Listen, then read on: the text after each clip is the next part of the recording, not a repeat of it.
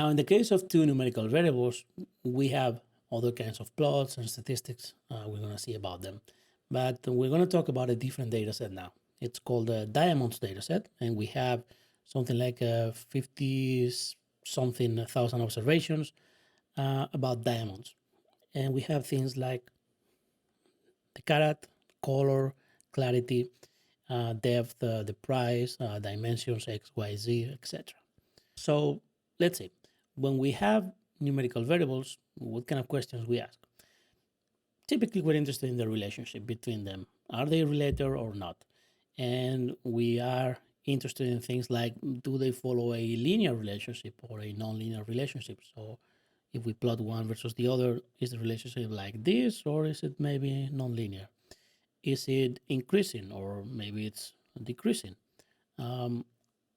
How strong is the relationship? Is it just very weak, or is it a really strong relationship that it's telling us something useful? So what we do here is scatter plot. And it's essentially just one variable along the x-axis, one variable along the y-axis, and 1 point per observation. So what we see in this data set, for instance, is that there is a very strong positive and linear relationship between the length and the width of the diamond, with a few outliers. Most of the points are around there. So we see this is the kind of information that we can see in a scatter plot. There's this very clear, positive, strong linear relationship between the two variables. Let's concentrate on the bulk of the data over here.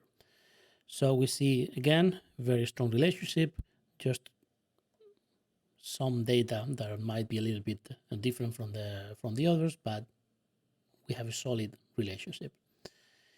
If we look at, for example, the relationship between the carat of the diamond and the price, we see that it's positive. It's somewhat strong, but it's non-linear. It's doing something like this, right? And even funnier is that there might be something else going on, because we see like there's one cluster of points over here, another cluster around there, and another cluster around here with probably outliers over there. So this is hinting us that there might be something else going on beyond these two variables. We're going to talk about it, but it looks like there might be an effect of a third variable. We'll see later about that. So something important when we have a very large data sets, like in this case with more than 50,000 observations, is what we call the alpha level of transparency in the histograms or scatter plots. So if there are many observations, instead of making a plot like this one over here, what we could do is just set a small amount of transparency to each of the points, such that if there are many observations on the same spot, that point is going to get darker and darker and darker the more observations there are. And if it's a very light color, then we're going to see that it's a very light black in this case, a very soft gray. So it might look something like this. And it's even better because it's uncovering even more patterns in the data. So we see that there is a lot of points here for 2 carat, a lot of points for 1.5 carats, a lot of points for 1 and 1.25 carats. So this is hinting us into something specific about the data, right?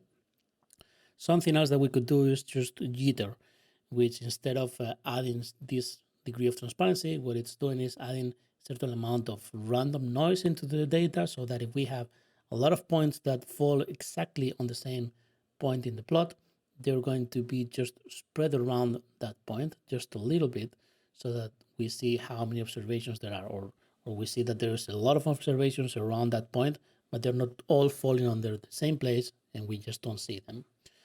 So it's a very nice idea to use transparency or jittering when we have many observations, because it might uncover some patterns. In this case, we see that anyway, most of the data seem to be around there, because that's the darker part of the plot. Alternatively, we could use a two-dimensional histogram, which is something like what we see here in the picture. We are dividing both the x-axis and the y-axis in different bins. So we have these squares, and then we have a different color for the number of observations. And in this case, again, the lighter the blue, the more observations. And we see again that most of them are around here. Something that looks a little bit nicer is the hexagon plot over here, and it's showing essentially the same data. It's the same idea. It's just using hexagons instead of squares. Another thing we could do is go for making a model showing a density, a contour plot of the data. So just like from the histogram, we can make a density plot. From this scatter plot, we can make a contour plot. And so it's going to show us these lines whenever we have more and more data. And it resembles a lot of topography maps, right? So what we see here is that we have most of those observations around there, and here, there, etc. So most of the observations are concentrated around there, and then here, there. We could use colors again. It would be very similar, but it's a perhaps more intuitive way or an easy way to see what's really going on in the data, where most of the observations are concentrated around. And let's go back to this example we had of longitude and latitude. Remember, we had these two peaks around here, the one in blue and the one in red. What are they telling us? Well, if we plot longitude and latitude together in a scatter plot or a density plot, we're going to see something funny. And it's that those two regions actually correspond to those two clusters. So when we were plotting longitude over here, we saw that there was this bulk of the data around 13.4, and just under it, we have this peak. And so this is telling us that around 3.4, there's the bulk of the data in terms of the x-axis, but we had many observations in there. And if we look into the latitude, we saw that most of them were just under 52.5, but there were a lot of them actually over 52.5, which corresponds to this bunch here.